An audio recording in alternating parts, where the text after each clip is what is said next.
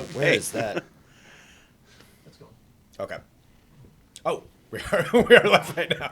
Sorry, I got distracted by the talk of what you just described. I'm just picturing that mentally. It's bizarre. It's It looks like an alien. Yeah, well, that's probably because he's never done it before. He's probably never touched anything like that before. This is a first-time experience. Hello, everyone who is tuning in right now to our computing podcast, no longer named Chip Chat, at least currently. Now we are going with Close to the Metal. So we probably won't be talking about Slayer, but it is Close to the Metal. That is our working title for this. If you have suggestions, go ahead and pop those in there. So if you're watching via YouTube, we've got the chat going. We've got a bunch of things we're going to get to. I'm your host, Greg Nibbler, and we're going to explain why I was thrown off at the start of the show here in just a second. But to my right, we are joined by Brad Bourque. Mr. Brad Bourque, and Matt Smith. So, like we said, we want to hear what you guys want to talk about as well. So I know, I'll tell you this, we're going to be covering a review of the Acer Predator Z35 monitor coming up in this show. We're going to have an update from last week's episode as well with some more issues that are popping up with the RX 480. But to start off with, we just decided to start your morning off with VR porn festivals. And this is actually something that just happened in Japan, where they had the world's first virtual reality porn festival. And it's putting this imagery in. We've got some pictures here for you if you're watching live. This is a real thing that they decided to put on. It's a big giant room full of different displays where people can walk around and put on their monitors. That's not somebody you don't want to bump into anybody at this kind of a festival. that's just imagining the sweat that's going on in this room. But it was so popular, they had to shut it down. They had to shut the festival down because so many people wanted to get into this thing. This is the last thing I would ever want to go to myself. But I mean, you guys are computing guys. Would you go there just for the principle of it? You know, I got to say, it's really interesting because I was at E3 a couple weeks ago, and at E3, there's, two big conference halls, and in the back corner of one, there's sort of these small vendors, traditional, like, square booths. Uh-huh. And as you're walking through the aisles, they're all kind of, a few people milling about, and you get to one, and there was just a crowd of 60, 100 people just waiting in line in this huge mass for the Naughty America VR porn. And that was all it was were like 4, Gear VRs, and people were they were mad for this thing. There's like Bethesda is 100 feet away, and people are waiting in line for an hour to look at porn on a phone. Surrounded by other people. That's the key. Like, I don't want to be next to all these people. Let's be clear. Like, I know what's going on. This is not a hypothetical for Brad. Okay.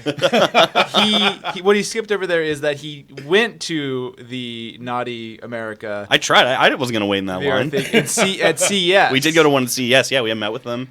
And they were, they actually are big proponents of, VR culture. And I'm all for it. It's about the culture. Yeah, right. It's the promoting the the VR. Yeah. That's all it is. I should not be so judgmental. I still don't want to be next to some of these guys that are doing this. I believe that was a box set. You put your hand in if you're watching live right now, and the air blows on your hand, simulating the experience of touching something. I won't say what it is. I'll leave that to you to read the article to find out. But that is the VR porn festival. Clearly, that's a handshake machine. Where you just learn how to, shake hands. Fist bump trainer. It's a robot that holds your cup. Oh, it's a cup holder. That's what that was. All right, that makes sense. Yes, so there you go. That's something that is actually going on in Japan. The VR porn festival, so popular it had to be shut down. So that is where we're starting. The police came. Let's be clear. The police came and shut it down because they're. The venue, I guess, wasn't that big, so they had like a big old crowd outside, and the police. So they called the police. Were like, "There's a bunch of dudes. It's like really sweaty outside this place. This isn't good." So just this. I'm just imagining. You know what? You go to any kind of a festival. There's that con funk that develops after a while. Oh, there always is. Smell. Doesn't matter what festival is, but I have to imagine it would be particularly. But this one, a VR porn festival, I do not want to imagine the sights or the smells that you would be encountering at something like that. So. There you go. Starting off with some. Let's go from some porn to some GPUs, which is a natural transition to make. It's hardware porn. Yeah. There we go. Yeah, that's it. There we figured that part out. So last week we did a review of the RX 480, and overall the review was that it was pretty good. Very good. Mm-hmm. Very good. More than good. Very good. And now there is some more information that you guys have about some drawbacks to this, some power issues that are going on with the RX 480. Yeah, so what happened was 2 publications, Tom's Hardware and PC Perspective, put together some special hardware so that they could precisely test the power draw of the video card. And what they found was that it was using more power draw than AMD had said. They said 150 watts. They were actually getting up to around 160, 165 watts during normal usage at the stock clock speed. And what that means is that the video card's drawing more power over the PCI Express on the motherboard and also on the power supply connector than is stated in the specifications for that standard. So that's a little bit concerning. Yeah, what is that going to do for somebody who's just playing a game, and having that much power draw? It's sort of up in the air because over time that draw, at a little bit at a time, a little spike, things have been known to do that, and motherboard manufacturers and some of these publications were saying up to 200 watts sometimes, and a little spike is okay, but this is more of an average. They're saying on average it's pulling in 100, 160, 165 watts, and that over time that could cause a lot of issues for the motherboard. It could slowly sort of wear those circuits thin, but it's not really clear, as with all hardware, it could happen in one day. It could never happen. You just don't know. Yeah, so nobody really knows what the long-term result's going to be. The motherboard manufacturers, at least Asus, as I'm aware, have commented on it, and they've sort of said that 165 watts, okay, that's probably that leads to about 8-9 watts extra over the motherboard. The power supply is not really an issue because those tend to be built very robustly, so having a little bit of overdraw is not a problem. Okay. It's more of a motherboard issue. Said, that's probably not going to cause a problem. But the bigger concern really is if you overclock this card, that's going to increase power draw. It always increases power draw. And it tends to increase power draw in a way that's disproportionate compared to how you're overclocking it. So you overclock it a bit, and you tend to see a lot larger of a leap forward on the power draw than you would expect. It's not like a 1-to-1 ratio. Yeah. So if you overclock this card, you could get up to averages that are like past 170 watts. Mentioned some of the spikes could go up to 200 watts. Tom's Hardware said they saw a very brief spike of 300 watts, which I think is probably a little bit anomalous. But so that brief is not going to. And just for anybody tuning in, we're talking about the AMD Radeon RX 480 and some power issues that are happening with it. So the skinny on it basically is that it's probably not a concern at the stock speeds, but it's definitely not something that you want to see happen. Right. On your new video card. It's not ideal.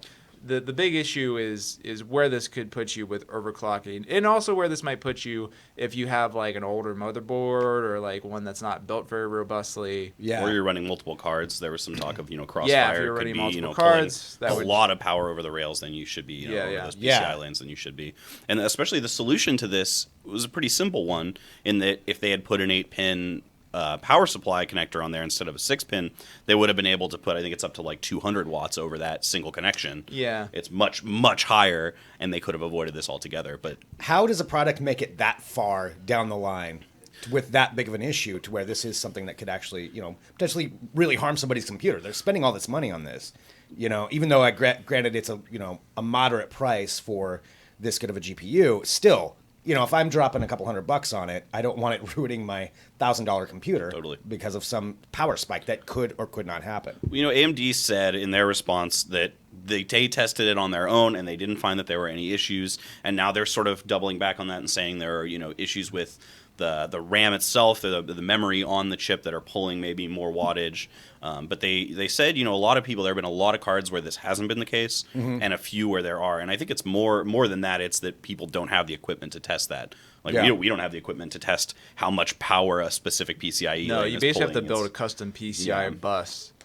You basically have to be an electronics engineer. Yeah, like all the pictures. If you look at the pictures from some of these sites, they're like, rigging together risers and as far as like how it got this far, I mean, I think that AMD probably looked at it and said, which a lot of companies do say, it'll probably be fine. And this isn't entirely without precedent because there have been cases of cards. PC Perspective looked back at a GTX 960, and they found that it used a little bit more power over the PCI power supply connector than is stated in the specification, not over the motherboard connector. So, I mean, technically you can look at that and sort of see where AMD might have said, well, maybe it probably won't be a big deal. We know these things are overbuilt generally. We don't. I mean, and there, to be clear, there's no reported instances of this card killing a motherboard or a power supply. But it also hasn't been out there long enough to really. No, it hasn't. Fully So invest that. It's just sort of this dark cloud over it. Now, AMD is responding. They say they're going to issue a driver update within the next 48 hours, and that was a while ago. They got the statement, so it's going to be pretty soon. That is supposed to make this issue less prevalent. Question is how they're going to do that through the driver update. It might involve clock speed management that maybe makes the card perform not quite as well as we saw. Or they might just decide to put more power over on the power supply and off the motherboard because the power supply can take it. So, it's really still a really great card, and I would generally say that if you're looking in the mid-range card, it's still the one to get. I would buy one, but it is concerning. It's not a good look for AMD, and it does really suck for them because this was a really great card launch, and now it just has this. Yeah, now it just has this little bit of a dark cloud around it. So what would your recommendation be then? Do you still give it that great review that you had before? Do you still think, if people are looking for something like this, that they should still get it? Yeah, definitely. Is it worth the risk? Yeah, I would, like I said, I would buy one. So okay. Well, especially if you're waiting for the third-party one instead of the reference design, there's already sort of mumblings that third-party manufacturers might add that full 8-slot PCI port, and then you wouldn't have to worry about. Yeah, they probably wouldn't have to worry about will, power management over the board. Yeah, it'd be perfect for overclocking. So okay, so despite a little bit of a cloud, they're still going in the right direction with AMD's with this line of GPUs, and so it's still a good thing. Still a good value. It's just concerning. It also goes to the point we were talking about last week about where this puts AMD overall. Like, it's clear from these sort of results that AMD's architecture is still not as efficient as NVIDIA, because NVIDIA is not having these problems. So, it's not great. Not a good look. Yeah. Okay. Well, there's kind of the update on that. And we did the full review on last week's show. You can find that at digitaltrends.com or the big article that just kind of covers everything with that. Let's go on to the main topic of this week, which we're going to get to some monitors. And it has to do with the Acer Predator Z35 monitor. And just to look at this, the thing is huge. 35 inches. Yeah, we were just looking at it in the other room. 35 inches curved. Matt or Brad, maybe one of you can give just the basics on this monitor before we go into the actual review.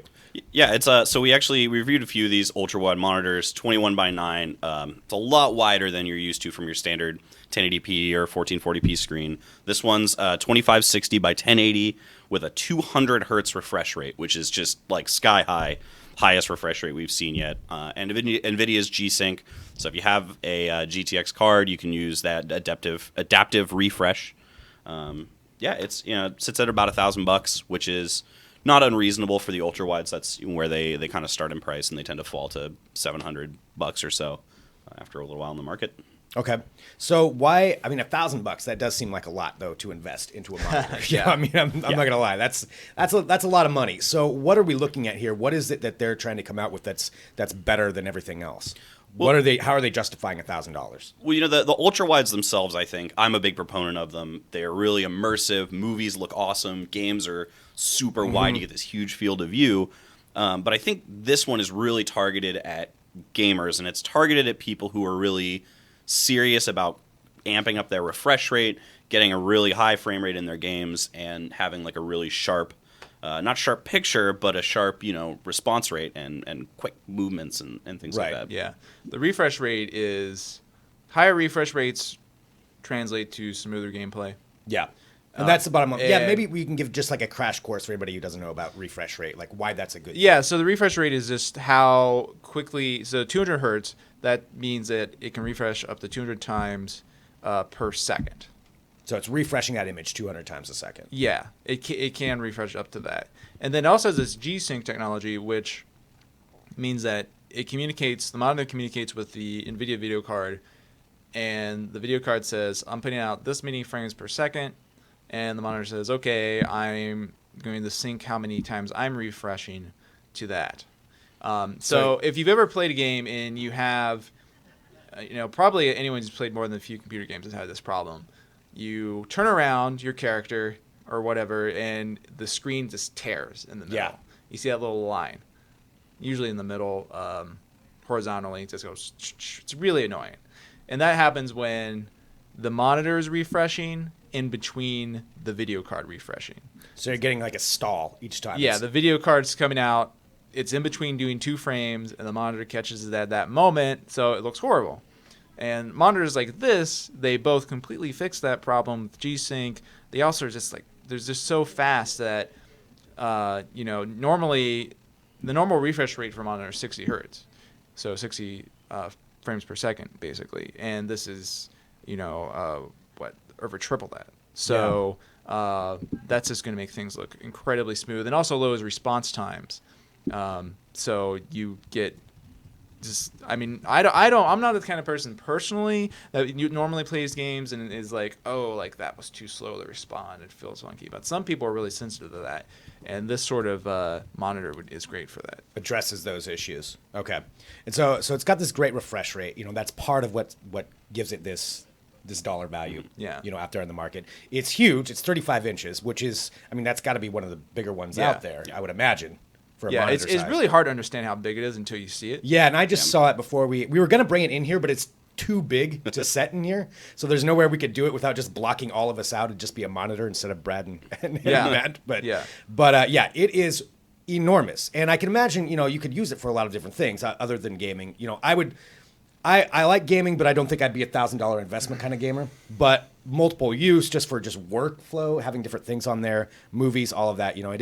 It is a pretty impressive monitor. You need a lot of space for it, just because of the size. And this refresh rate is, sounds fantastic. Where you can really utilize and play some of those games that I can't right now because I don't have something of this level. But what are some of the drawbacks here? Because I know there's some things that aren't so great about this one. Well, usually we see these 34-inch screens, and the typical panel is 3440 by 1440, which it's really nice. It's a good solid resolution for the size. You don't see too many artifacts or anything when you get close to it. But at 2560 by 1080 and even wider, it's pretty noticeable that there's a resolution drop there. When you're playing games, you can almost see the pixels, and when you're working on text, there's artifacting and edges and in a way it's sort of a little jarring, and it kind of takes away from that beautiful 144 200 hertz refresh. Why would they invest so much in this refresh rate without fixing the resolution at the same time? Probably because it's the only technical option. Yeah, I don't think they have the ability to. We don't see a lot of 1440p screens that go over even 75 hertz. Yeah. And to try and do a 3440 by 1440 with 200 hertz or even 144 in refresh, that would be a really big, expensive monitor. Yeah, I'm not familiar with the exact technical capabilities of DisplayPort, for example, but it would not surprise me if doing the 3440 resolution at 200 hertz puts out so much bandwidth that DisplayPort specification doesn't allow it. Mm-hmm. So that might be part of the problem. It might also be it could be a restriction with G-Sync. It could be just they don't expect anyone to have a video card that could produce that many frames anyway. So they're just saying, yeah, there's which only is a few of definitely you. a valid reason, because most people would not be able to have their video card shoot out enough frames to power it at that resolution. Right. So even at 2560 by 1080, you're going to need a pretty beefy machine to get over 144 hertz. 144 is probably pretty tough. So yeah, you would really only be able to do that if you had a GTX 1080 and you were playing. Even then, you probably wouldn't be playing the very cutting edge games as far as visual fidelity goes. Yeah. And hit that frame rate. So. Okay, so that's some of the different some of the reasons why they didn't go with that then. Yeah. All right, why they're not doing that. And the low pixel density is interesting because it really highlights one of the things you got to watch out for. Yeah. When you're looking at monitors in general, which is that you've got two things that you want. You want a bigger monitor, most likely. Most people don't say, "Oh, I would like a smaller monitor," and you also want something that looks really sharp, of course. Yeah. But the problem is, as the monitor gets bigger, the sharpness for any given resolution goes down. That's the pixel density. So the problem with this, like if this resolution was on a 29-inch ultra wide monitor, it'd probably be fine. Yeah. Right. Like it'd be fine. You wouldn't notice the difference. You wouldn't notice there's a problem because the pixels would be closer together, smaller, denser. It's when you stretch them out on this 35-inch monitor that it starts to become a problem. And so you've got to watch out for that when you're buying. You can't necessarily just go for the biggest monitor and expect to get. Right. There's so many factors. Like, what are the factors that you look at when you're going to go get a monitor? It's what I just mentioned as far as the pixel density goes. And if you're wondering about pixel density, if there's easy way to calculate it is just to Google that. And there are some calculators on Google, well, not on Google, but calculators you can find in Google that was just, you put in the size of the monitor, you put in the resolution, and it'll tell you how many pixels are there. And for a desktop monitor, anything over 100 is okay. Anything over 130, 140 is pretty good. And then once you start getting past 160 on up, that's really good. Okay. The best is 5K monitors. That would be things like Apple's Retina, iMac with Retina, and Dell's 5K monitor. Those hit about 220 pixels per inch, and that's about the limit of what your eye can actually perceive. So anything above that's not really going to do you any good. Yeah, and besides a Yeah. 5K monitor, yeah, good luck powering that in with any video card combination. That's not going to work out very well for you as far as gaming goes. But yeah, you want to look for that pixel density, and then also contrast is really important, and that's where you want to like read the reviews and see what the contrast ratio is. And how is the Acer Predator Z35 with contrast? How is it? It's actually excellent. Yeah, Yeah, it was it's really good. most of the other, we test for things like contrast and color accuracy and total gamut, and it scored really well in all those areas. It is a solid panel with good contrast and good color accuracy, but again, I felt like, for comparison, we're talking about pixels per inch. Most of these 34-inch 3440 panels are 110 pixels per inch. Yeah. This one is 80. And that's a noticeable decline in clarity. But it is, watching movies on these 21:9 screens is really great, and this is, one of the best of them. So How does that affect movies with this lower pixel rate?